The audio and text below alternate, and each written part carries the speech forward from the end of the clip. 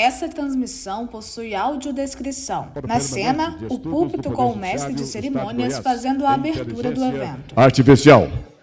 Convido para compor a mesa Sua Excelência, o senhor presidente deste tribunal e presidente do Conselho de Presidentes de Tribunais do Brasil, desembargador Carlos França.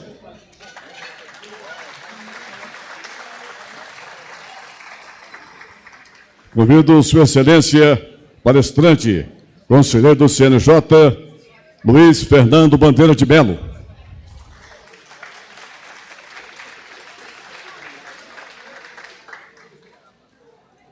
Convido o excelentíssimo senhor desembargador Amaral Wilson de Oliveira, vice-presidente deste tribunal. Convido Sua Excelência, o senhor corregedor-geral da Justiça, desembargador Leandro Crispim. Convido o excelentíssimo senhor desembargador Nicomedes Domingos Borges, diretor da Escola Judicial, EJUG.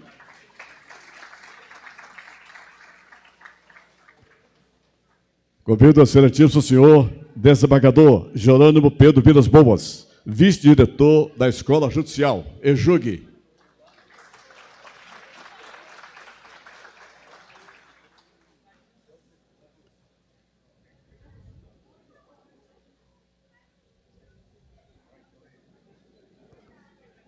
Gentileza, vamos sentar. Gentileza, os magistrados lá na entrada, doutor Vinícius, doutor Roberto, gentileza, vamos sentar aqui, por favor. Vamos chegar. Manuel Barbosa, vamos sentar aqui também, por favor. Todos que estão chegando, nosso muito obrigado pela presença. Eu já citei aqui a presença dos desembargadores, dos juízes auxiliares, da doutora Patrícia Carrijo, doutor Tiago, do juiz substituto de segundo grau, dos magistrados que tomaram posse recentemente, juiz substitutos, nosso muito obrigado, doutor Rodrigo Brustolin, juiz da infância e da juventude da nossa capital, demais magistrados, o nosso muito obrigado pela presença. Bem, senhoras e senhores, para a abertura deste evento, com a palavra, Sua Excelência, o senhor presidente do Tribunal de Justiça e presidente do Conselho de Presidentes do Tribunal de Justiça do Brasil, Agora, o desembargador Carlos França se posiciona frente ao púlpito para sua fala inicial. Um bom dia a todas e a todos. É com grande satisfação que nós recebemos hoje aqui no nosso tribunal e na nossa escola o conselheiro Bandeira de Melo, a quem eu cumprimento. Cumprimento também os nossos colegas que compõem a mesa, desembargador Amaral, vice-presidente, desembargador Leandro, corregedor, desembargador Nicomedes, diretor da EJUG, meus colegas desembargadores que aqui se encontram presentes, Tanei, Edson Miguel, desembargadora Sandra, muito bom dia. Meus colegas magistrados, juízes auxiliares da presidência, da corregedoria, o doutor André Lacerda, coordenador do evento, muito bom dia.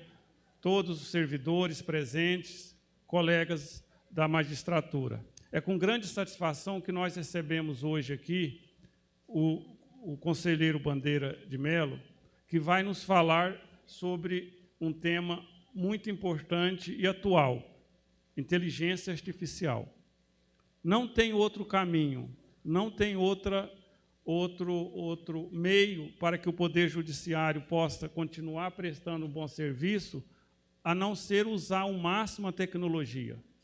E a presença do conselheiro Bandeira de Melo aqui no tribunal, certamente vai nos trazer informações, vai nos trazer incentivo para que o tribunal possa, a magistratura, os servidores, cada vez mais empenhar nesta direção, no uso da tecnologia, da informatização, para que possamos continuar prestando um bom serviço à sociedade. Então, conselheiro Bandeira, seja bem-vindo, estamos ávidos para escutá-lo, para ouvi-lo, e viemos aqui para ouvi-lo, não para ouvir o presidente, que vocês estão cansados de mim já aqui nesse Goiás, né? Muito obrigado, seja muito bem-vindo. Nesta cena, uma imagem aberta com os participantes do evento sentados em poltronas lado a lado em cima do palco da EJUG. Atrás deles, um telão com a identidade visual do Fórum Inteligência Artificial e Sistemas Judiciais. Pela presença. Com a palavra, o excelentíssimo senhor... No púlpito agora, o mestre de cerimônias. Diretor da Escola Judicial de Goiás, EJUG.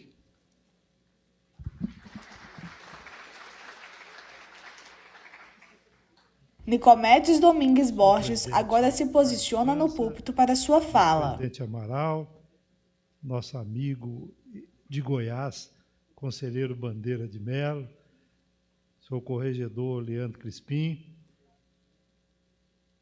senhores, senhoras, um prazer imenso poder estar nesta linda manhã que acabamos de dar posse a mais 10 novos magistrados, né? Isso graças à agilidade do nosso presidente e da banca examinadora. Mas é um prazer imenso, conselheiro Bandeira, recebê-lo para falar desse assunto tão importante que é a inteligência artificial e sistemas judiciais. O doutor André, que é o coordenador do evento, tem se esforçado muito, o tribunal tem avançado muito nesse tema, e certamente todos nós sairemos daqui hoje bastante bem informados pelas palavras que o senhor nos traz. Muito obrigado a todos pela presença e fique à vontade, conselheiro. O mestre de cerimônias volta ao púlpito para o anúncio do próximo convidado. Também está presente Dr. Carlos André Pereira Nunes, que é vice-presidente da Escola Superior da Advocacia de Goiás, ESA Goiás, representando o diretor Rodrigo Lustosa. E também muito obrigado a todos os advogados aqui presentes, também os representantes do doutor Rafael Lara, nosso muito obrigado pela presença. Bem, senhoras e senhores, convido o doutor André Reis Lacerda, juiz de direito, coordenador do Fórum de Inteligência Artificial do Estado de Goiás.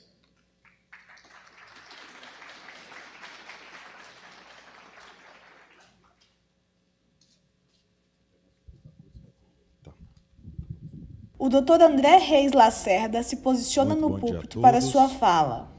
Bom dia, presidente Carlos França.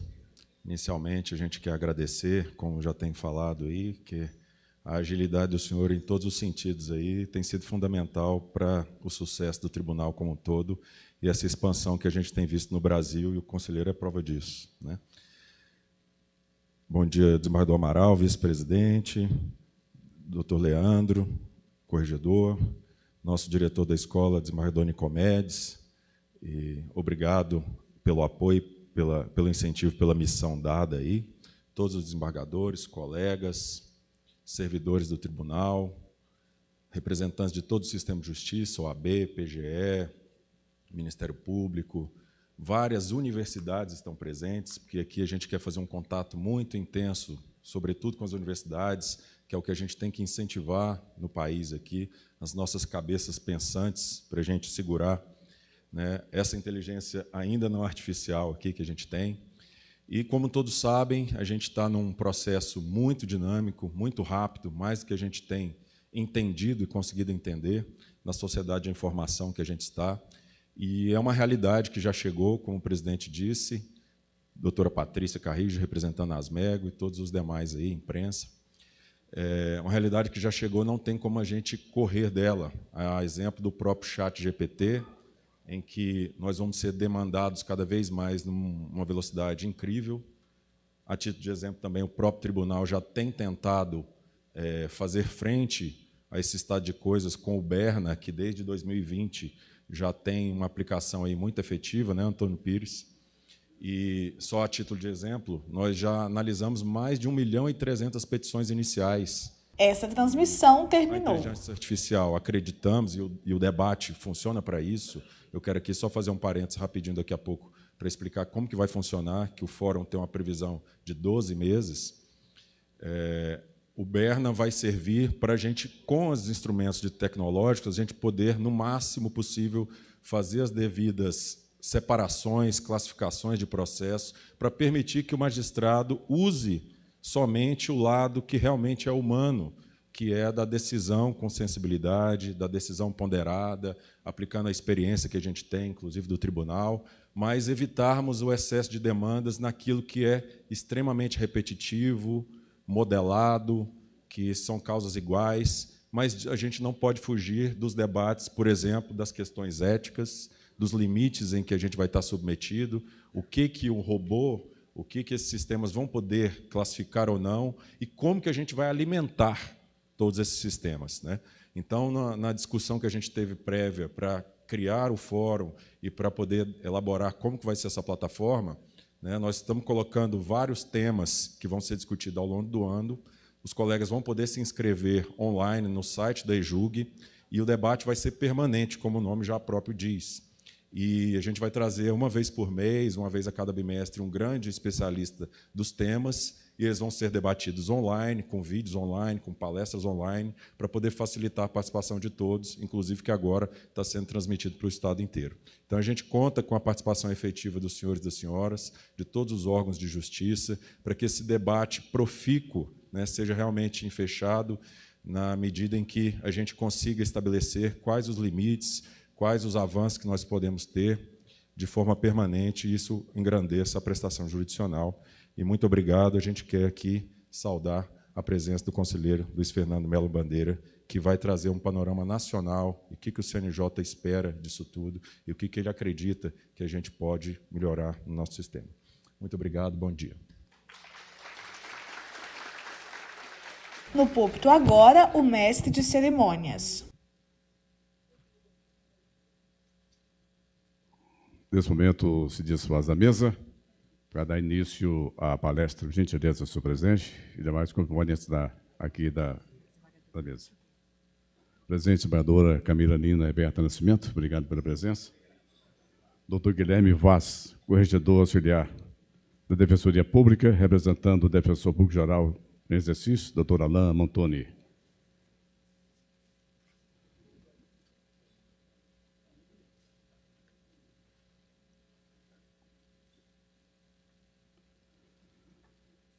Bem, senhoras e senhores, damos início à palestra com o tema Inteligência Artificial e Sistemas Judiciais. Receber com carinho, conselheiro do CNJ, doutor Luiz Fernando Bandeira de Melo.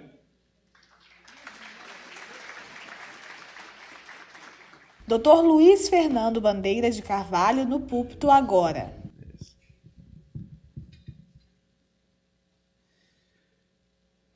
Bom, muito bom dia a todos. Que alegria estar aqui de novo no Tribunal de Justiça de Goiás, onde só fiz tantos amigos e onde a cada vez que venho recebo novas boas notícias. Ainda hoje vi há pouco a posse de 10 novos juízes recém-concursados. Parabéns a todos vocês que aqui se encontram. Familiares, servidores, magistrados, senhores desembargadores. Faço um cumprimento especial ao presidente Carlos Alberto França, ao nosso vice-presidente Amaral, desembargador corregedor Leandro Crispim, o nosso querido Nicomedes, presidente da EJUG. Cadê o Nicomedes? Está aqui agorinha. Enfim, deve estar aqui por perto o André Lacerda, que gentilmente se dispôs a organizar esse nosso pequeno papo. É um prazer, uma alegria vir aqui em Goiás sempre, dessa vez com um tema que está quentíssimo na mídia, está em voga. Quando tive aqui a última vez, presidente, eu não me deixará mentir, foi um evento organizado, diálogos com o CNJ, salvo engano. Vossa Excelência trouxe, acho que 8 ou 9, talvez. Tinha quórum para votar a resolução aqui. E vemos 8 ou 9 conselheiros, cada um falou sobre uma temática ligada à sua área de atuação. E eu, como lá no CNJ, sou o presidente da comissão de TI, Tecnologia da Informação, eu acabei falando um pouco sobre os sistemas. Pronto. Eu tenho mania de falar andando, acho que é para ver se o cérebro funciona no tranco. Acho que é uma mania de sala de aula, talvez. E eu peço desculpas se eu incomodar muito vocês indo para lá e para cá, mas é bom também que ajuda a evitar dormir. O conselheiro faz sua fala enquanto anda pelo palco. Então, na última ocasião que estive aqui, nesse mesmo auditório, se não me engano, falei um pouco dos sistemas de informática do CNJ, que estão à disposição dos servidores e magistrados. E, numa outra ocasião, também a convite do nosso presidente Carlos França, aí já falando no CONSEPRE, não é isso? Foi em Belo Horizonte, para os presidentes de Tribunal de Justiça, eu falei um pouco sobre inteligência artificial aplicada ao Poder Judiciário. E parece que essa palestra, eu devo ter enrolado bem a plateia, porque daí surgiram uma série de convites, né? Felizmente, o Tribunal de Justiça de São Paulo, de Pernambuco, aqui agora, na EJUG, né, me pediram para compartilhar um pouco as reflexões que eu fiz naquela ocasião, né, com os magistrados, com os servidores de suas respectivas casas, porque estamos no momento daquelas viradas históricas, né, que, vez por outra, acontecem sem muito aviso prévio, e que nossa geração ela vai ter condições de explicar para os nossos filhos e netos como era o antes e como era o depois. Mas que, sem dúvida, estamos à beira de um processo revolucionário em termos do uso de inteligência artificial. Eu não tenho dúvida alguma e pretendo, nessa fala com vocês, explorar um pouco. Entrou aqui uma tela que eu vou usar daqui a pouco, na verdade. Deixa eu deixar essa tela fechada. Enfim, a ideia aqui hoje é mostrar um pouco a vocês o momento histórico e evolutivo em que estamos no uso da inteligência artificial. E, na sequência, eu quero provocar em vocês algumas reflexões para que possamos avaliar o uso futuro que faremos disso. Porque, vou lhes dizer, quem chega e diz não tenho medo de inteligência artificial, isso não tem perigo, né, seguramente não sabe do que está falando. A inteligência artificial ela é, sem dúvida, um novo paradigma que está se colocando para a humanidade. Ela tem inúmeras vantagens, eu sou um entusiasta da inteligência artificial, mas ela também traz, evidentemente, potencialidades, mas riscos também. Recentemente, um ONG que reúne alguns dos principais pensadores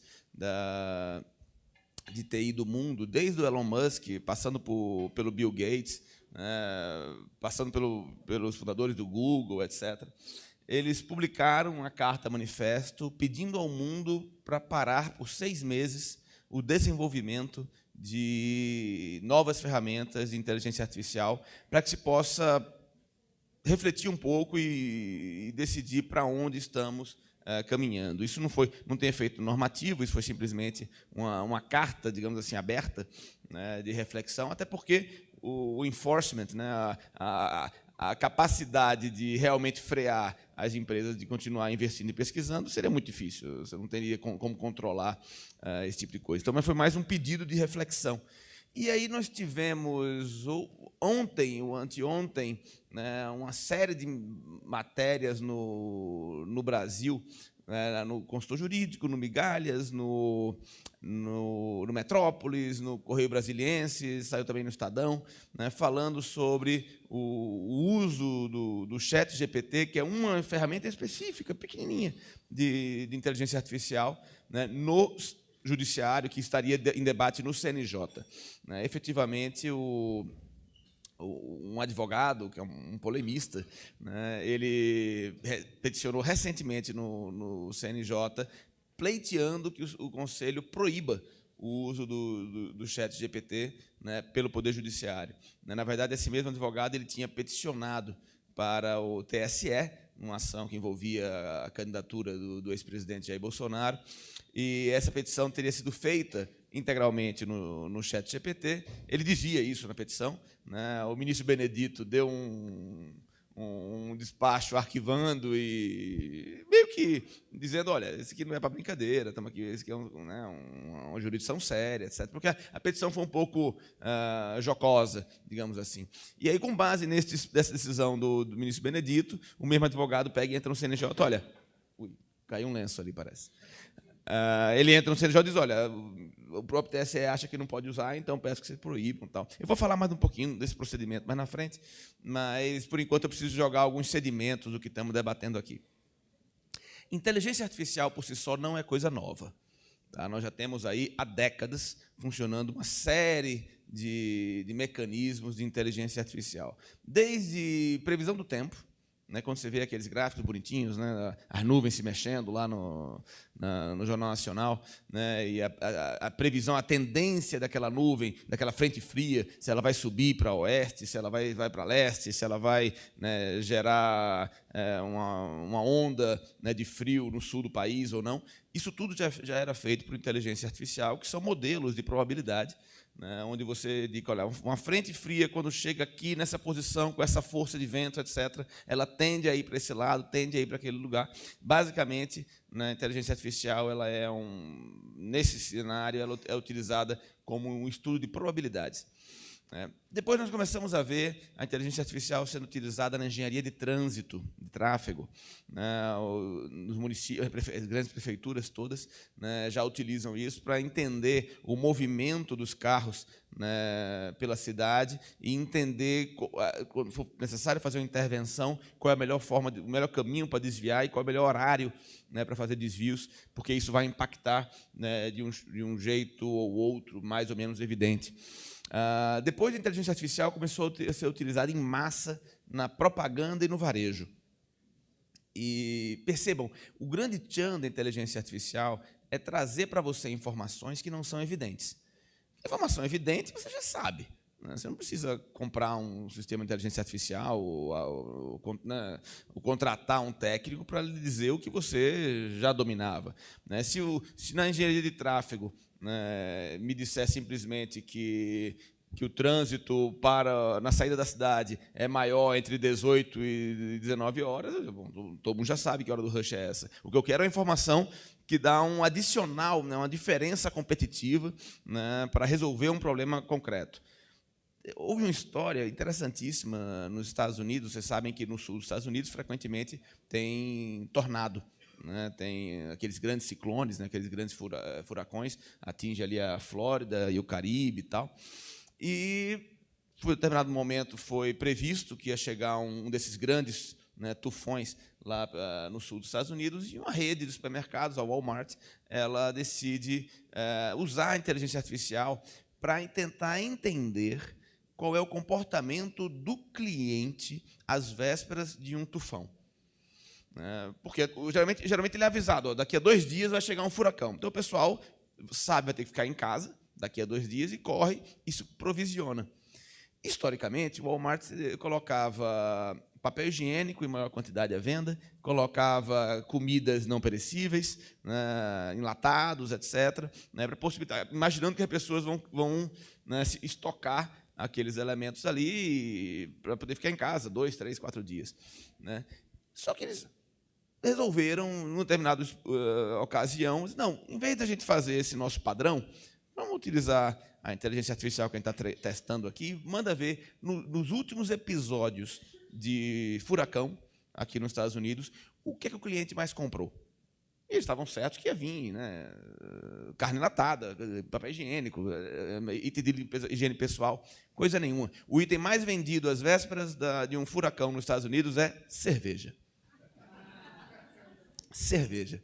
Né? Turma, ó, vou ficar 2, 3 dias em casa, eu tenho mesmo é que meu suprimento de cerveja tem que estar em dia. Né? E eis que o Walmart fez uma campanha de venda de cerveja às vésperas desse tal furacão, e foi o maior índice de venda deles, só perdendo para a Copa do Mundo. Então, olha, a Copa do Mundo não, do Super Bowl, né, que é digamos, a final do campeonato lá de futebol americano. Então, perceba que a inteligência artificial, às vezes, ela dá um ganho de qualidade de informação que foge do óbvio. Né, e é aí que ela se diferencia e é aí que ela nos surpreende.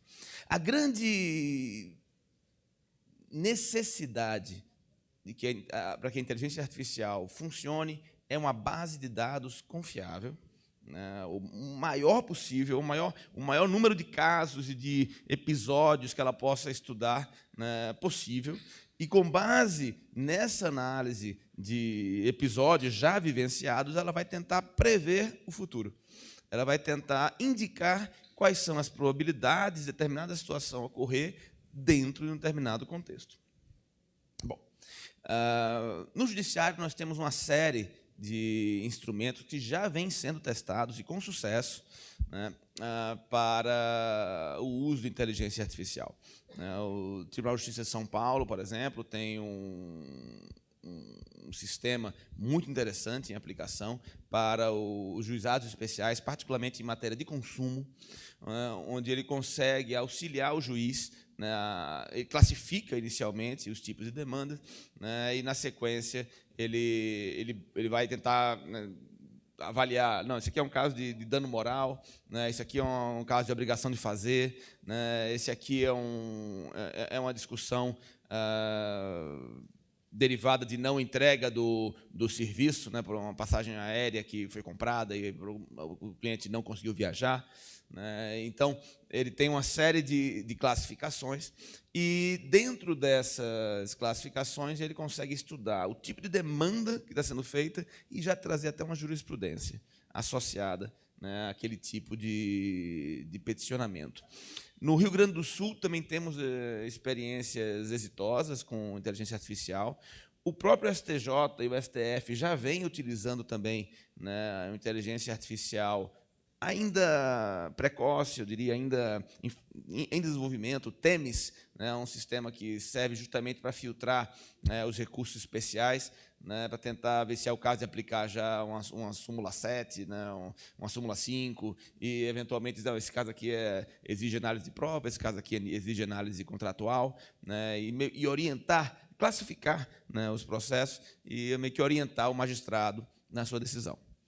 Mas o que realmente surpreendeu e o que realmente trouxe o tema à tona, porque todos esses exemplos que eu dei para vocês aqui, de previsão do tempo, de trânsito, do Walmart, de classificação pelo TEMIS, tudo isso já existia. E ninguém estava tão preocupado assim com inteligência artificial.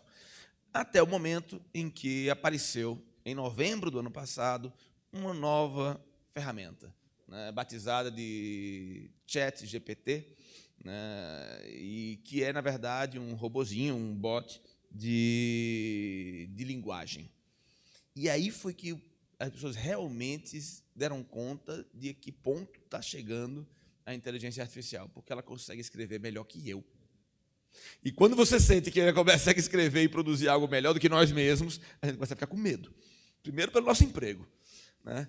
Segundo, pela procedência dos insumos que nós recebemos. Porque nós recebemos insumos o tempo todo, né? Os desembargadores todos recebem insumos de suas assessorias, né? O advogado que tem um escritório, ele vai ter um funcionário que está produzindo para ele uma petição, né? E ele está pagando a hora do funcionário, né? E ele não sabe mais agora se aquele material está sendo feito mesmo pelo funcionário ou se é agora o ChatGPT que vai produzir isso, e melhorando a qualidade ainda do que está sendo produzido. Né? Então, você começa a ter um movimento de medo por se tornar inútil ou defasado, ao mesmo tempo, um sentimento de desconforto, porque você sente que está perdendo o controle, está ficando para trás no processo evolutivo, e, finalmente, um sentimento de desconfiança, porque você não tem certeza de como é que aquela inteligência artificial produz aquele conhecimento. Que, na verdade, ela não produz, eu vou me aprofundar nisso daqui a pouquinho. Mas como é que ela chegou a produzir aquele texto? E vocês vão ver que eu vou trazer hoje aqui alguns exemplos concretos, que, às vezes, ela erra. Ela traz informação incorreta. E o que mostra que a inteligência humana ela continua imprescindível. Essa, no fundo é onde eu quero chegar com a mensagem final. Mas tem uma série de perplexidades, né, nessa discussão que eu buscarei compartilhar com vocês. Bom, Deixa eu falar um pouquinho mais sobre sistemas judiciais, os sistemas de auxílio ao Poder Judiciário, para que vocês possam entender um dos fundamentos do uso da inteligência artificial. Nós, recentemente, colocamos em produção no CNJ um sistema chamado Codex. Interferência no microfone. Então, ele vai entrar no banco de dados de todas os tribunais, vai baixar aquele conteúdo dos processos. Não estou falando do andamento processual, não. Aquele andamento processual que a gente, quando não tem acesso privilegiado aos autos, a gente pode acompanhar. Não, foi para estar concluso, né, proferida sentença, publicada, etc. Né, isso aí ele já tem. Estamos agora buscando as peças. E nas peças, né, você vai ler o conteúdo dela. Obrigado. Talvez. Obrigado, ótimo. Obrigado. Tá. Eu acho que está dando interferência. Eu vou desligar o celular, porque é algum desesperado aqui querendo. Então, ele vai começar a ler as peças e entender o que está em discussão. Mas para que isso? O CNJ não entra no mérito dos processos. Nós não estamos preocupados em controlar, né, como os juízes estão decidindo. O Codex tem a principal finalidade de fazer uma base de dados gigantesca para ser fonte de estudo e de uso de inteligência artificial para o Judiciário Nacional. Porque a inteligência artificial ela só é boa, ela só funciona bem quando ela tem uma base de dados grande. Não adianta colocar lá 300 acórdãos. Eu preciso colocar 3 milhões. Eu preciso colocar uma amostragem gigantesca, né, para que, a partir daí, ele consiga fazer as inferências necessárias, né, e ter uma base de dados suficientemente ampla para que a qualidade do resultado seja excelente. É claro que quanto mais específica, quanto mais precisa for essa base de dados, melhor será o resultado que eu vou entregar. O ChatGPT, que foi esse sistema que foi ao ar em novembro do ano passado, ele usa como base matéria jornalística na internet. Blogs, perfis pessoais, site do Estadão, da Folha de São Paulo, do New York Times, do Washington Post. Né? São matérias, publicações disponíveis na internet. Mas ela não é uma base de dados especializada. Ela usa muito bem a língua, né? E, aliás, é impressionante a quantidade de línguas que ela usa. São 50 línguas que ela consegue se comunicar. Que, aliás, isso até vai mexer na outra fronteira, que daqui a pouco eu vou mencionar também. E consegue entregar um resultado consistente, mas consistente mesmo. Eu vou lhe dar um exemplo. Logo que lançou o ChatGPT, eu estava desenvolvendo determinada parte da minha tese doutoral, e eu estava fazendo distinções entre modalidades de responsabilidade administrativa do servidor público perante, né, a administração. E eu fiz um teste. Compare o Instituto da Responsabilidade Administrativa, né, no Brasil, na Espanha e na França. Ele me respondeu de forma correta, em segundos, o que seguramente um professor demoraria, né, que soubesse a matéria, demoraria alguns minutos para alinhavar, né, em 5 parágrafos de texto. Se eu abrir agora, e eu vou fazer isso daqui a pouco, tenho aberto aqui, logado. Vou ter que ligar aqui isso. Vou fazer algumas consultas ao ChatGPT, e vocês verão que a qualidade do material que ele entrega, embora não tenha uma base de dados especializada em direito, e muito menos em português, ele consegue entregar um texto jurídico consistente, acurado, muitas vezes, correto, né, em segundos. A grande utilidade disso, né, vai surgir para nós, do Judiciário, quando eu tiver uma base de dados especializada. E é por isso que o Codex, como sistema do CNJ, entra no circuito. A ideia é reunir esse grande conhecimento de argumento jurídico, né, você vai ter lá a petição, que tem um determinado argumento jurídico, você vai ter uma contestação com argumento antagônico, né, e você vai ter o julgado em primeira instância, em segunda instância, eventualmente no Tribunal Superior, né, e o sistema começará a entender que aquele argumento A, contraposto ao argumento B, gera decisões que tendem a acolher o argumento A, por exemplo. Né? E aí, lógico que ele vai ter também uma diferenciação, que ele vai ver, olha, mas essa discussão aqui, na primeira instância, tem 30% de divergência. Quando chega na segunda instância, ela costuma padronizar, uniformizar esse entendimento. Essa divergência de 30% está localizada nas comarcas tais, tais e tais. Você consegue perceber, né, qual é o juiz que está pensando diferente, qual é a turma de tribunal que está pensando diferente. Imagine a vantagem disso para incidentes de uniformização de jurisprudência. Né? Na hora que você tem uma base de dados com todos esses acórdãos proferidos nos tribunais do país, acórdãos, decisões judiciais, né, interlocutórias, sentenças, etc., no país inteiro, você começa a ter uma nova fronteira da pesquisa jurídica. Como é que funciona a produção, né, de um voto num tribunal, né, de segunda instância, num tribunal superior, lá no CNJ, né, inclusive? Em geral, né, um caso chega ao magistrado, ele vai analisar quais são as teses em jogo, vai discutir com sua assessoria, né, a assessoria vai preparar um relatório daquela matéria, né, o magistrado vai orientar, não, acho que esse caso, a tese correta é essa aqui, por conta desse argumento, aquele voto será minutado, né, certamente por um assessor, volta para o magistrado, né, ele revisa, faz alterações de próprio punho, quando ele julgar que é conveniente, redige, né, alguns trechos, né, e, finalmente, leva para julgamento. É assim que funciona.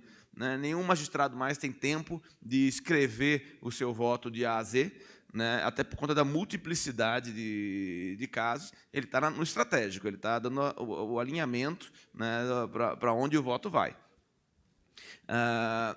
Quando ele dá para um assessor um direcionamento, olha, esse caso aqui, eu me recordo que lá na turma, o desembargador Nicomedes levou um voto maravilhoso, foi unânime, inclusive. Procura esse voto lá, porque eu queria usar de fundamento para julgar esse caso. Né? E o assessor vai lá pegar as atas de sessão, vai tentar achar o processo, né? Vai perder ali uns 50 minutos procurando. Achei o processo. Aí vai lá, abre o acórdão, vai procurar o trecho do acórdão que era relevante. Eu peguei aqui, copia, cola, cita o desembargador Nicomedes, tudo bonitinho, como manda o protocolo científico. Né? E aí você finalmente tem aquilo ali numa minuta de voto. Quantas horas homem foram gastas nessa pesquisa? Quantas horas homens são gastas diariamente para você levantar jurisprudência, para você levantar opiniões de tribunais ou de magistrados sobre determinado tema? Eu vou fazer uma provocação aqui para vocês. Essa aqui é uma tela do ChatGPT, da abertura, na verdade, da tela. Ele faz uma série de advertências que eu vou querer, inclusive, explorar para vocês, mas só para mostrar o potencial dessa ferramenta. Eu vou fazer uma pesquisa bem simples. Na tela agora, o conselheiro demonstra como utilizar a plataforma do ChatGPT. Um tema que é recorrente, recente, debate nacional, a prisão em segunda instância. Vamos ver o que ele vai nos responder.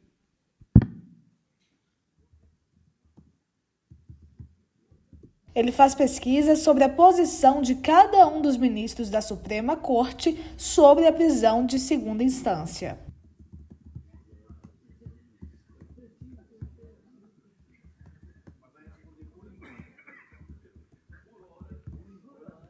Enquanto estava aqui digitando, os colegas falaram, tem uns que vão e voltam, tem uns que tem que dizer que é por enquanto, e vamos ver se ele vai dizer isso. Vamos ver se ele vai dizer isso. Uai. Bom. Tá. O chat Tudo traz bem. um texto longo sobre a uma pergunta. advertência que a base de dados dele vai até setembro de 2021. Né, e disse que a posição de cada ministro pode variar, né, dependendo do caso. No entanto, posso dizer que a questão da prisão em segunda instância é um tema polêmico e debatido no Brasil e houve mudanças significativas na interpretação da lei ao longo dos anos. Muito bem, vou fazer mais específico, então. Espera aí. Perguntar em 2019, né, qual foi o posicionamento.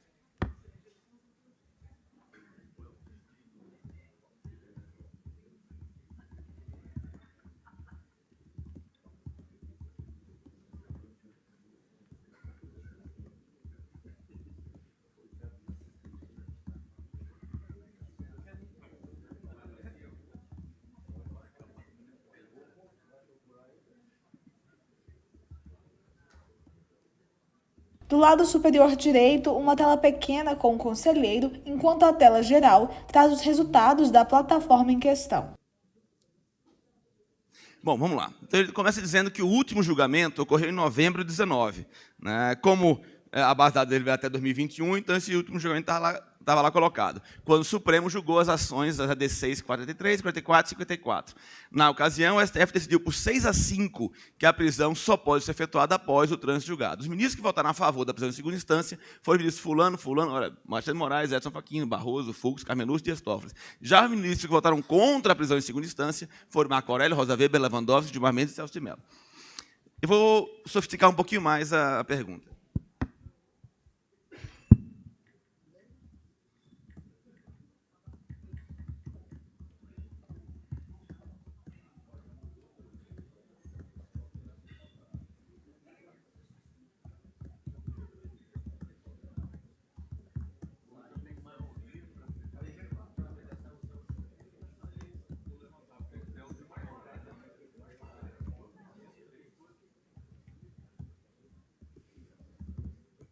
Ele já me disse como cada um votou, quero saber quais foram os argumentos de cada um deles.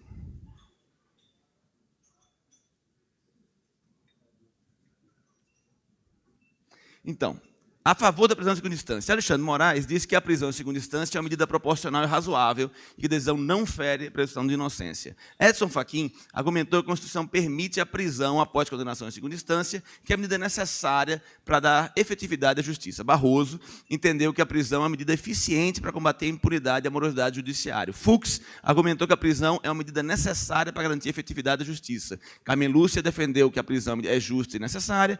Toffoli entendeu também que é uma medida necessária para combater a impunidade. Entre aqueles que votaram contra a prisão em segunda instância, Marco Aurélio defendeu que a Constituição estabelece que ninguém será considerado culpado até o trânsito julgado. Rosa Weber disse que a Constituição também é clara ao estabelecer que ninguém será considerado culpado até o trânsito julgado. Lewandowski disse que essa prisão em segunda instância poderia colocar o direito de defesa em xeque. Gilmar Mendes argumentou que a prisão após segunda instância fere o princípio da presunção de inocência. E, finalmente, Celso de Mello defendeu que a Constituição também é clara ao estabelecer que ninguém será considerado culpado. Vocês viram quantos segundos eu levei para levantar essa informação? Primeiro, eu fiz uma pergunta genérica, né? Ele fez uma advertência, olha, esse tema tem mudado para lá e para cá, né? Minha base de dados só vai até 2021, né? Mas é um tema polêmico e tal. Eu disse, tá bom, mas no último julgamento, como foi que votou cada um? Ele me disse, votaram de um jeito fulano, beltrano, cicrano, votaram de outro jeito, né? Ministro tais. E eu afundei um pouquinho mais. Qual é o argumento de cada um deles? E ele consegue sintetizar em poucas linhas, né, o argumento de cada um dos ministros. Bom, bem, isso aqui é um sistema que não é feito para tratar direito. Isso aqui é um sistema que é feito para bater papo. Chat, em inglês, é bate-papo. Isso aqui é um sistema quase que de lazer, né, onde você pode fazer consultas de qualquer natureza, né, para explorar a base de dados dele. Agora, imagine o que uma inteligência artificial como essa pode fazer se ela for aplicada ao direito, se ela foi treinada para usar uma base de dados jurídica, como é o Codex, que o CNJ está montando, né, e para entregar respostas jurídicas. Só para lhes mostrar um pouco o potencial da ferramenta, eu vou usá-la de novo para buscar um outro tipo de informação.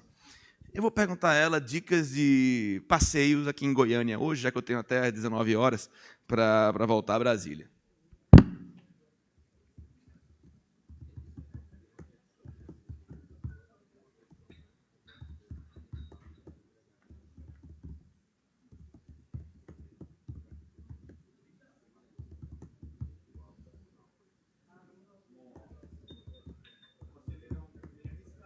Agora, o ChatGPT traz respostas sobre locais em Goiânia para passear. Vamos lá. Está me recomendando, primeiro, vai no Parque Flamboyant, um dos principais parques da cidade, conta com áreas verdes, lagos e trilhas, Museu Pedro Ludovico Teixeira, Mercado Municipal, Santuário, está bem comportado, hein? Está bem comportado. Jantar, está me recomendando ir no Piquiras, no Cantina São Marco e no Outback. Eu não iria no Outback em Goiânia, certamente não. Gluton, etc. Muito bem. Vou pedir a ele uma informação pessoal sobre alguém. Vamos ver como funciona.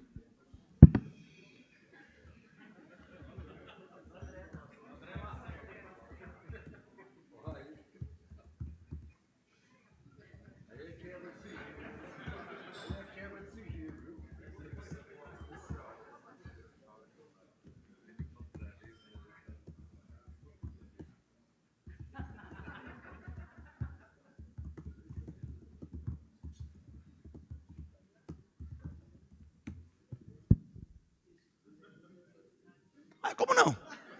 Não, peraí, tem sim. Eu já testei. Não, tem sim, eu já testei. Agora, é curioso, a cada uso da inteligência artificial, ela pode trazer uma resposta diferente. Aqui, particularmente, ele não achou informação do Carlos França, né? E aí, estou falando genérica. Vou resgatar o que eu fiz ontem. Eu tinha testado essas perguntas ontem. Peraí, cadê? Peraí. Acho que foi isso. Eu não botei o nome inteiro. Agora, peraí que eu tive um problema aqui de conexão, aparentemente. Deixa eu recuperar aqui. Pois é. Foi com medo de falar do Carlos França. Tem juízo. A ChatGPT tem juízo. Bom, eu não sei por que deu algum erro. Vou voltar daqui a pouco para ele. Porque é interessante, eu queria recuperar essa... Eu testei ontem, evidentemente, o que eu ia fazer, e tem uma particularidade muito interessante na resposta que ele me deu. Ele não está... o sistema caiu, aparentemente.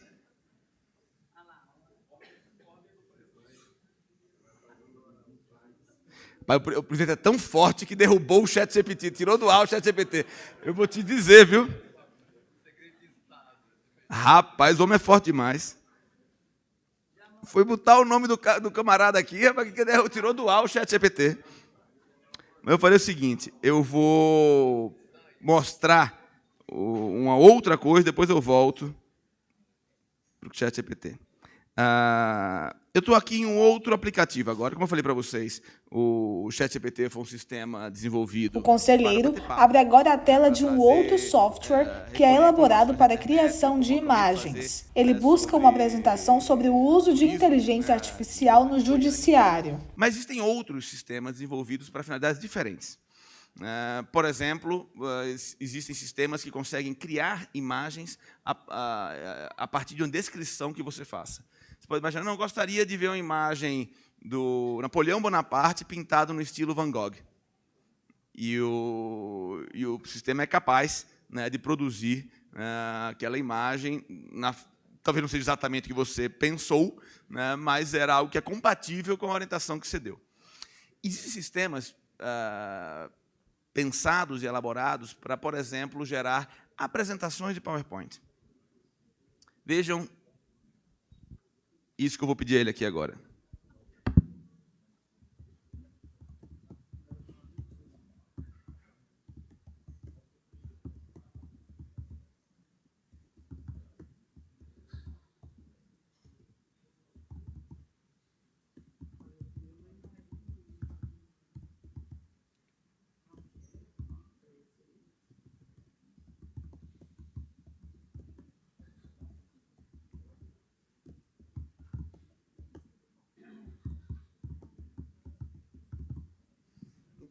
Eu pedi uma apresentação, né, sobre o uso da inteligência artificial no Poder Judiciário, incluindo casos de sucesso e fracasso, riscos e custos envolvidos. está me avisando aqui que o meu plano gratuito está acabando. Mas ele vai entregar, aparentemente, o meu PowerPoint. Isso. E está gerando, está vendo o PowerPoint aqui? Ele dá até o título. Justiça inteligente, casos de sucesso e fracasso da inteligência artificial no Poder Judiciário. Então, o primeiro slide é um índice, né, uma introdução, depois caso de sucesso, caso de fracasso, riscos e custos envolvidos, exatamente o que eu pedi.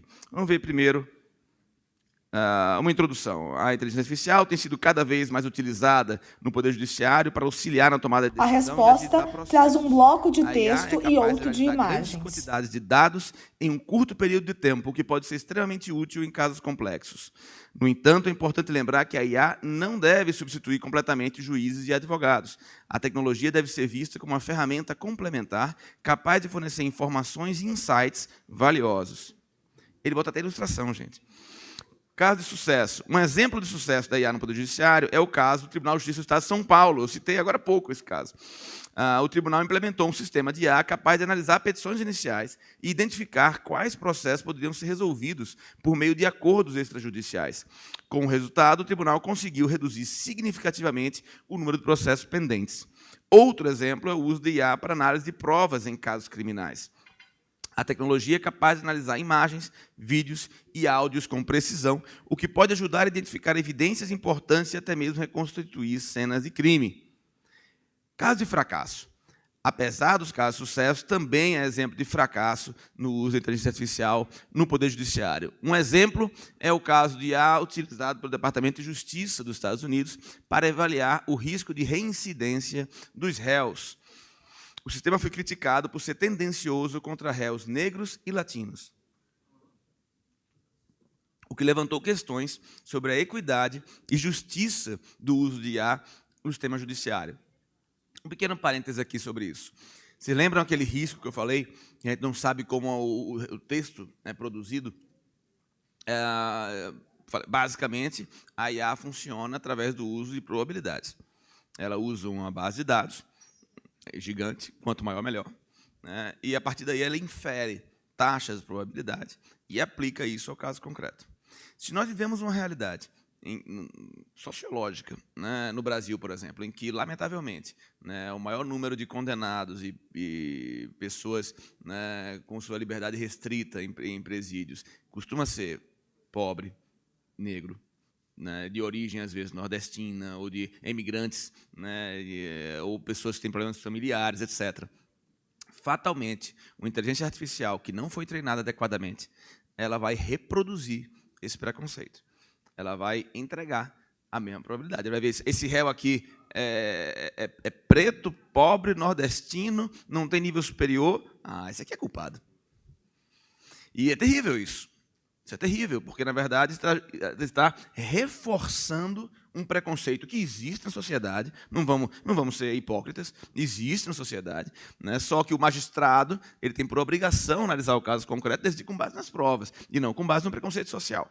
Então, a IA ela pode, sim, reforçar esse preconceito se ela não for bem treinada. E eu já vou falar um pouquinho sobre treinamento de IA.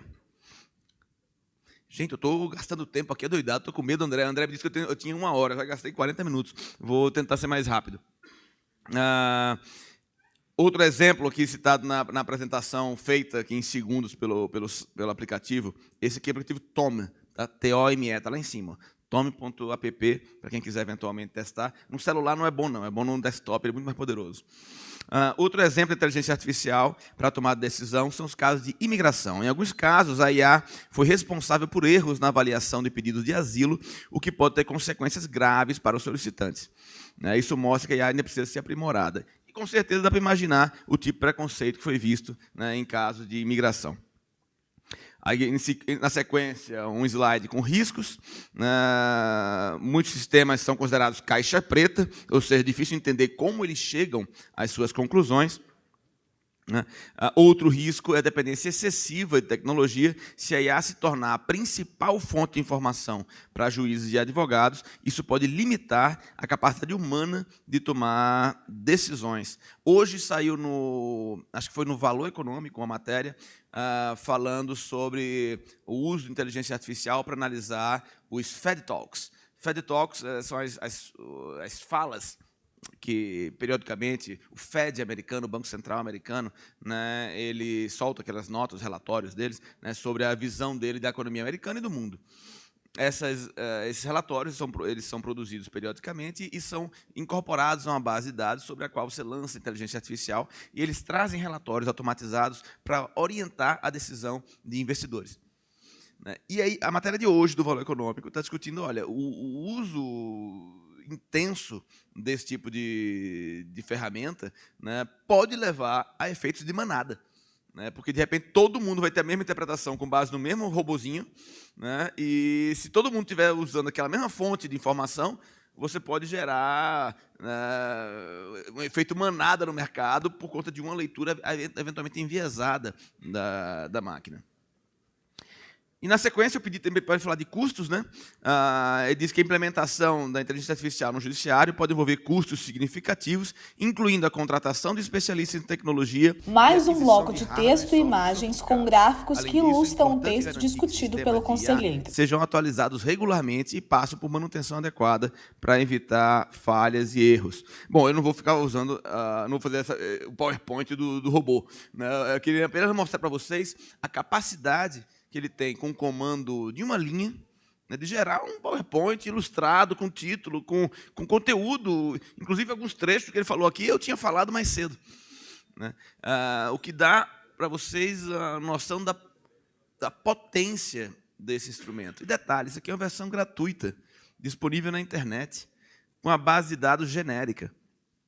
Agora, imaginem o que podemos fazer com uma aplicação dedicada, especializada, que é aí onde eu quero chegar. Estamos falando de inteligência artificial no Poder Judiciário.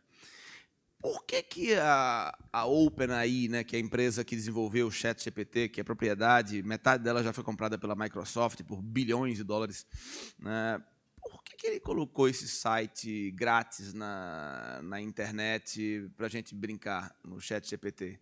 Alguém tem alguma ideia? Oi? Treinamento. Nós estamos treinando o software deles de graça para eles. Eles simplesmente, lógico, eles treinaram muito internamente, né, para chegar no nível de sofisticação que eles chegaram, mas chegou um momento que eles disseram, eu acho que já tem condição aqui da gente colocar isso, abrir isso para o mundo, né? E eles abriram, né, para o mundo usar, e o mundo inteiro está testando a ferramenta deles, ensinando eles Então, se eles tinham antes 100, 200, 300 profissionais, né, fazendo a avaliação de cada uma das afirmações que ele produz, agora nós temos milhões. O ChatGPT, com um mês de lançado, já tinha 100 milhões de usuários cadastrados. Atualmente, ele já está com 280 milhões de pessoas utilizando ele, cadastrados, que utilizam o ChatGPT regularmente.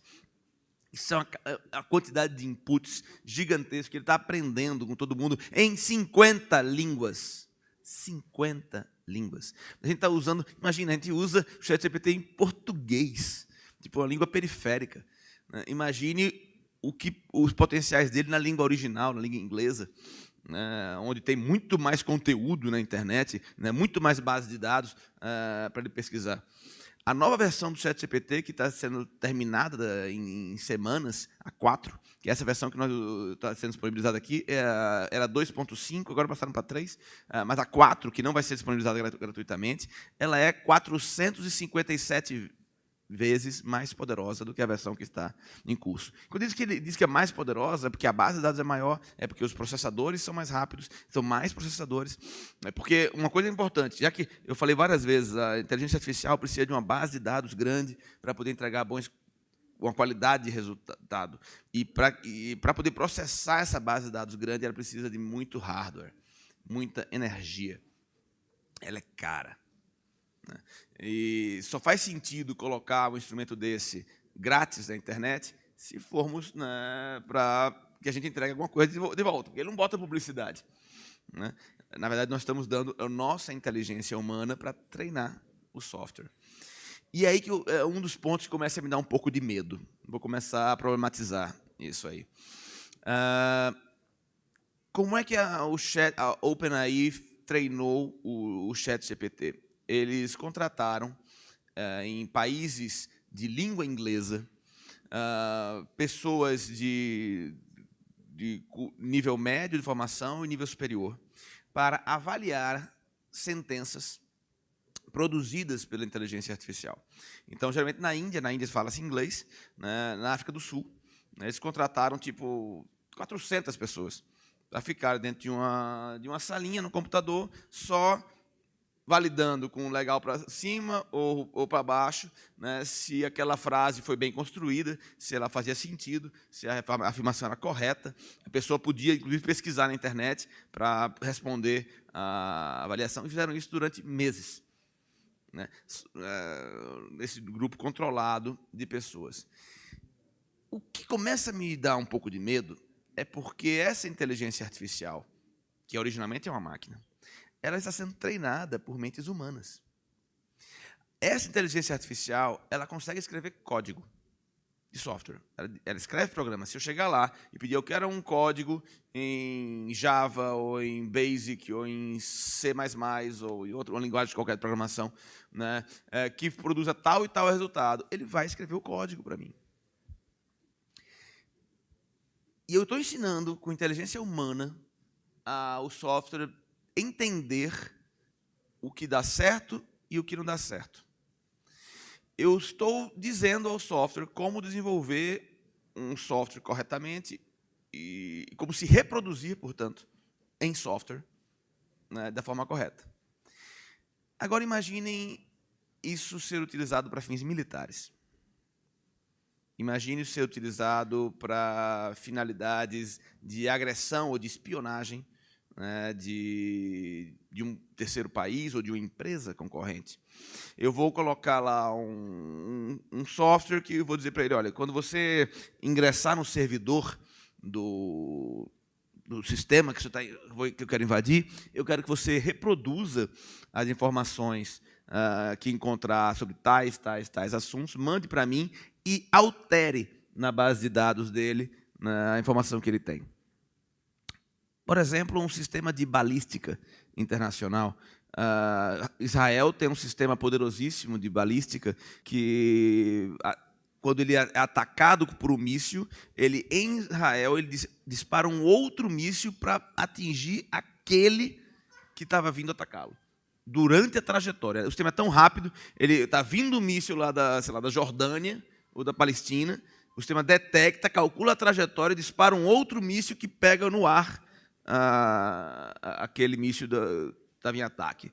Imagine que um inimigo de Israel consegue invadir esse sistema e, através do uso de inteligência artificial, ele manipula os cálculos de balística e faz com que a defesa não funcione mais, por exemplo, que os mísseis finalmente atinjam o seu resultado, o seu objetivo originalmente programado. Ou pior, que eu, em vez de fazer isso para diminuir a defesa de alguém, eu faço isso para programar meus ataques. Se eu sei que a reação de defesa de um país vai ser tal, eu consigo, através de espionagem e uso de inteligência artificial, modificar o meu ataque com ele em curso para, eventualmente, atingir um número maior de pessoas.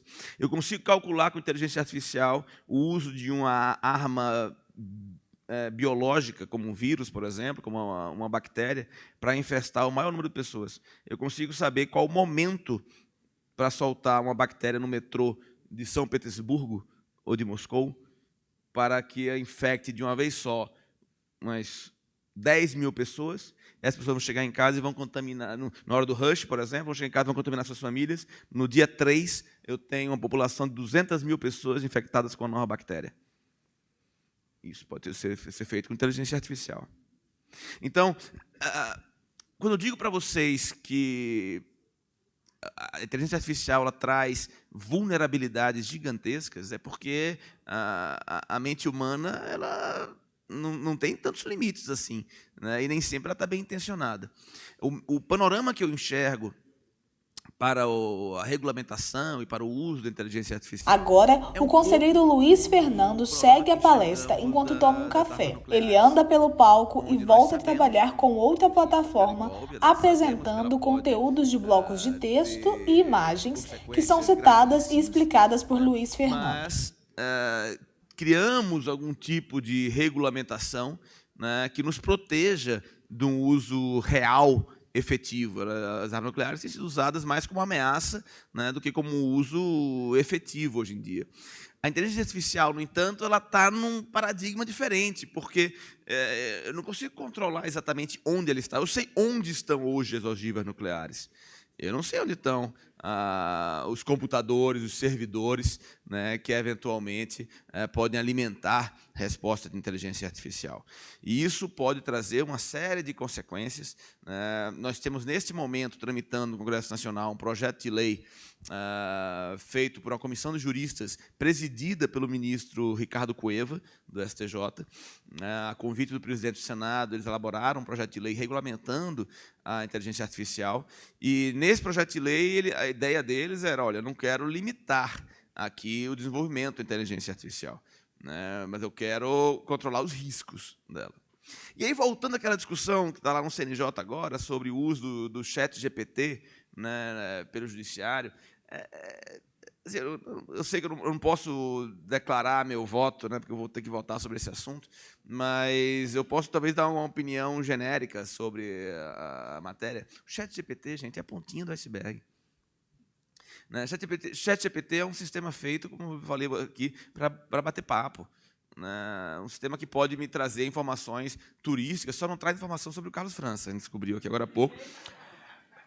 Na sua ausência, eu pedi para ele me falar sobre ti, o sistema saiu do ar, rapaz. Pense em nome poderoso. Deixa eu ver.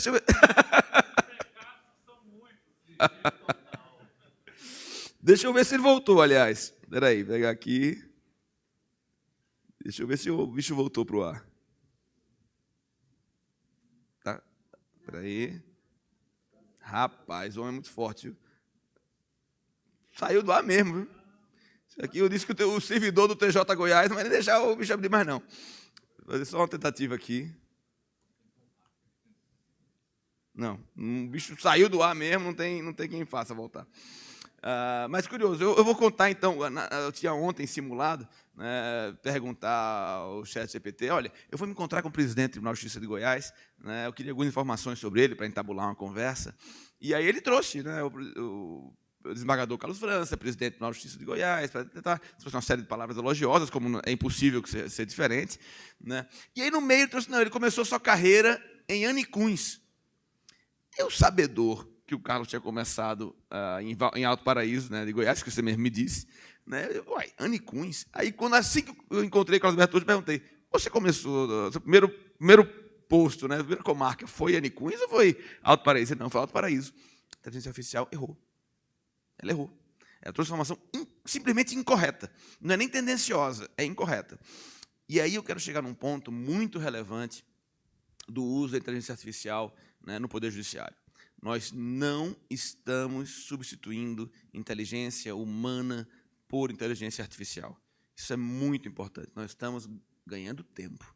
Nós estamos construindo ferramentas para valorizar a nossa inteligência humana. E na hora em que eu, como fiz agora há pouco, diante dos olhos de vocês, fiz uma pesquisa para levantar o modo de ver de cada ministro do Supremo sobre prisão em segunda instância, aquela informação ali ele buscou em sites de jornal, na Folha de São Paulo, por exemplo, no Estadão. Mas a ideia do CNJ é que vai buscar isso nos acórdãos, nos julgados, lá no Codex. E aí, quando eu tiver um determinado caso, ele vai trazer para mim, por exemplo, o relatório do processo. Por que eu vou gastar 4, 5 horas homem de um bom assessor, ou mesmo de um magistrado da primeira instância, fazendo relatório de processo, né? Se a máquina tem condição de, no PJE, analisar as peças e dizer, no ID tal, encontra-se a contestação, onde o argumento usado foi esse. No ID tal, encontra-se um agravo de instrumento, né, contra a decisão interlocutória do magistrado. No ID tal, e já traz um relatório que, claro, vai ter que ser revisado por um olho humano. Óbvio, mas ninguém está propondo que não seja. O grande problema das pessoas que debatem inteligência artificial no judiciário, ficam com medo, o trabalho judicial ele tem que ser um sacerdócio, ele tem que ser artesanal, ele tem que ser caso a caso. Mas ele pode ser caso a caso.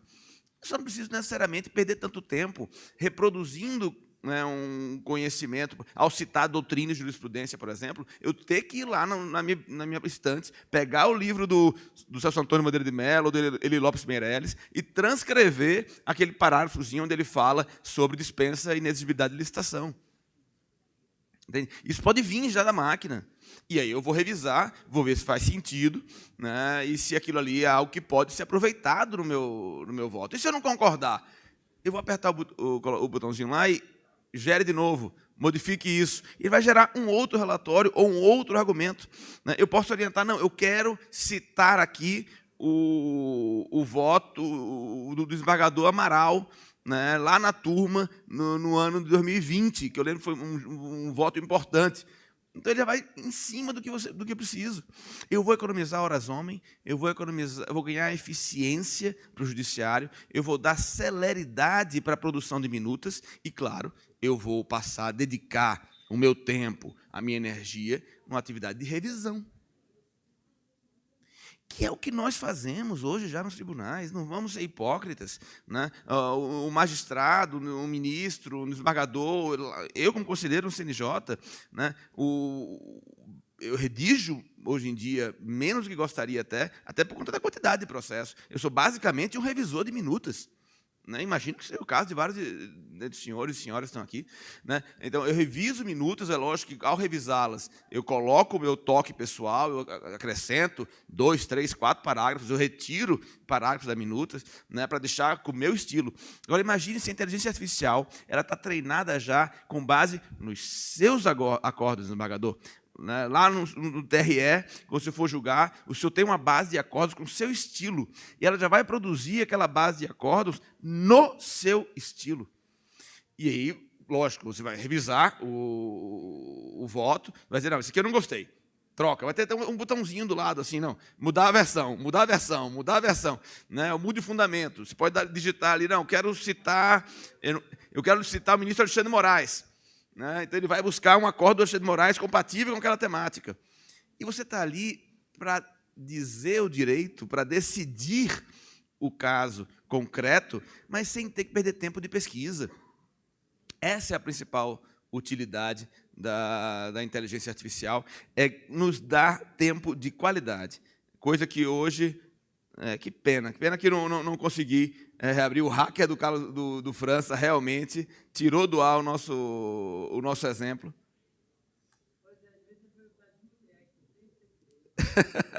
Opa, peraí, agora parece que vai, ó.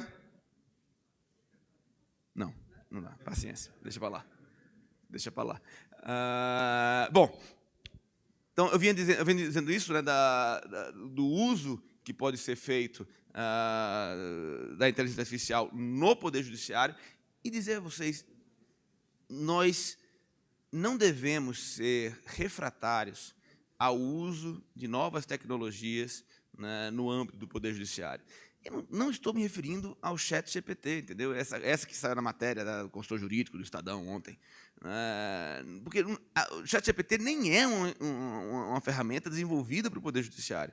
Mas nós teremos. Tenha certeza que daqui a 1, 2, talvez 3 anos, a Microsoft vai bater aqui na porta do presidente Carlos França ou do seu sucessor, né, e oferecendo, olha, nós temos agora um produto, o ChatJudy, né, que eu vou instalar no seu servidor, ele vai usar como base de dados os seus acordos, os seus desembargadores, né, e vai servir para você minutar o seu voto. Vai ser um serviço pago, porque tem muita tecnologia envolvida nisso aí, tem muito poder de processamento envolvido nisso aí, mas quantas horas homem você vai economizar? Né? Quantas, ou melhor, redirecionar, porque, na verdade, não se trata de desempregar pessoas e, eventualmente, né, diminuir o número de assessores. Você acabou de dar posse a 10 magistrados. Né? Eu, salvo engano, tramita no CNJ, inclusive, um projeto que prevê, né, uma ampliação de algum número de assessores para essas, né, comarcas e gabinetes de desembargador recentemente providos.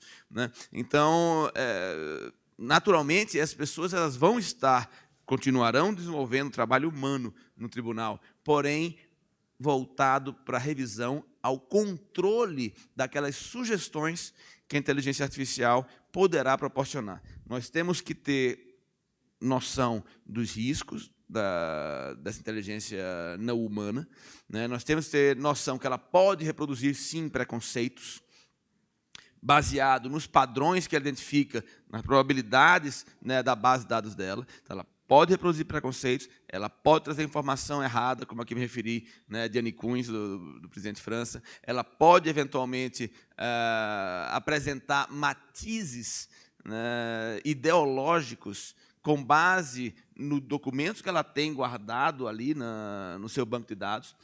Existem perguntas, se você fizer ao ChatGPT e outros tipos de inteligência artificial.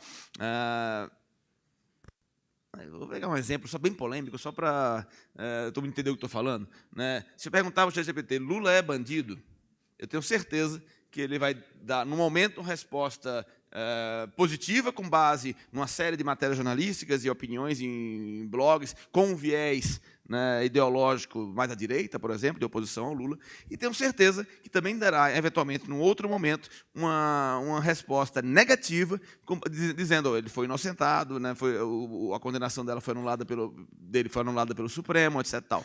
Então, os dois tipos de documento, de informação, estão na internet. Os dois, portanto, são base para o funcionamento daquela inteligência artificial.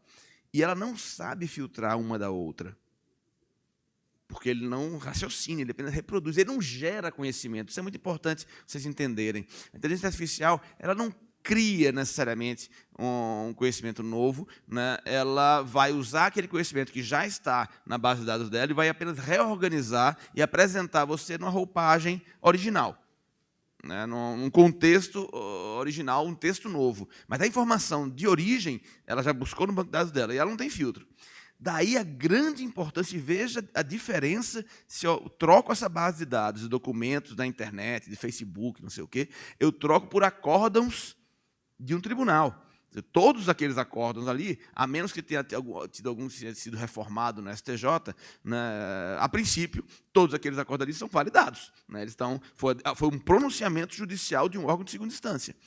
Então, eu posso acreditar que aquela base de dados ali é toda autêntica, é toda, estou dizendo o bom direito. E posso até dizer para ele, olha, no caso desse acórdão, desse, houve reforma em tribunal superior, então, portanto, na sua utilização para fins de pesquisa, dê um ponto a menos a esses aqui que foram reformados e valorize mais aqueles outros que foram confirmados. Né? Então, com base nisso, o próprio sistema vai entender o que é certo e o que é errado, coisa que não existe na internet, que não existe uma avaliação do que é certo e o que é errado no que está na internet. Por isso que esses sistemas gratuitos, né, eles acabam gerando muito erro, gerando muita inconsistência.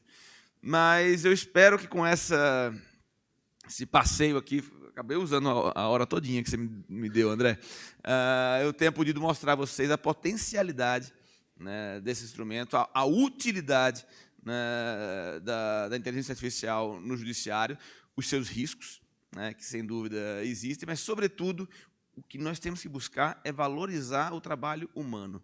Então, em vez de eu perder tempo, gastar tempo dos nossos magistrados, dos nossos assessores, né, redigindo relatório, buscando jurisprudência, buscando doutrina, eu consigo ter uma ferramenta que me traga todos esses elementos e eu vou ter a inteligência humana juntando as pecinhas, fazendo a revisão final da peça e dando, evidentemente, a parte dispositiva, a orientação, dizendo o bom direito e ainda podendo checar se aquela decisão, antes de eu soltar, né, de eu publicar, está compatível com o que vem sendo decidido nos tribunais superiores e nas outras turmas do meu tribunal e nos outros tribunais, país afora, que têm a mesma competência.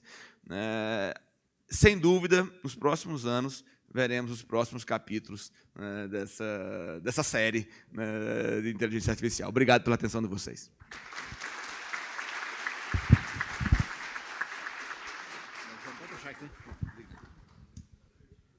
Obrigado, doutor Luiz Fernando Bandeira de Mello. E, para encerrar esse evento, eu convido o doutor... Senhor presidente, você quer agradecer o André? Doutor André, gentilmente presente.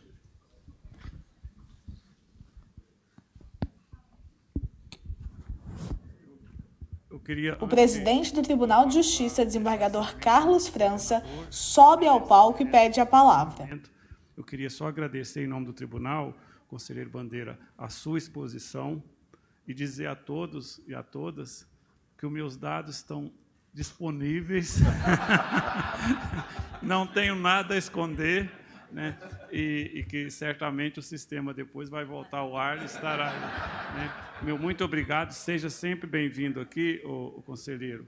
E eu tenho certeza, eu tive que sair para resolver um problema administrativo, mas que a sua palestra foi excelente, trouxe elementos para reflexão de todos nós, e é o caminho mesmo. E o Tribunal de Justiça de Goiás está, através do Berna, nossa inteligência aí, Berna, o Antônio Pires está presente aqui, o responsável está presente, é o responsável por esse setor tão importante da inteligência. Inclusive, eu queria só passar aqui para o conhecimento de todos e do eminente expositor.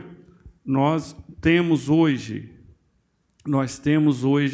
já em Goiás, através da Berna, 1.290.000 petições iniciais processadas.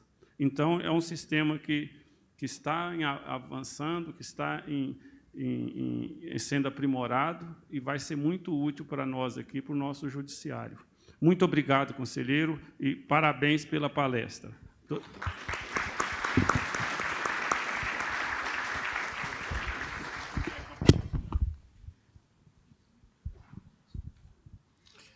Eu quero cumprimentar, sobretudo, o doutor André toma a fala para concluir a agenda. Conversando com o conselheiro Marcelo Terto, que fez essa interlocução para trazer o conselheiro aqui, ele dizia: olha, André, independente dele estar no conselho, ser advogado, ele é hacker e mexe nisso desde criança. Então, ele está falando uma coisa que ele realmente entende, é curioso e está trazendo para a gente com conhecimento de causa. E isso nos dá uma segurança muito grande, porque a gente sabe de todos esses riscos, né? E é um tema palpitante que a gente precisa debater. E, a propósito, né, os nossos debatedores aqui, doutor Nicole, doutor Aldo, doutor Reinaldo, até pelo adiantado da hora, a gente pede desculpa aí, porque muitos têm compromissos aí, e esses debates vão ser efetivados no ambiente online, que é o fórum permanente que vai ser, e eles são nossos tutores aí da escola também. E agradecer ao desembargador Jerônimo, aí, um dos idealizadores desse fórum, junto com o desembargador Nicomedes, e todo o apoio do tribunal, junto com o apoio dos servidores da EJUG, doutor Altair, Cássia, Eunice, Flávia e todos os demais. Muito obrigado, conto com vocês nos debates do fórum. Obrigado.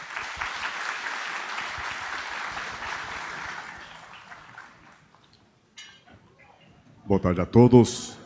Bom fim de Essa semana transmissão terminou.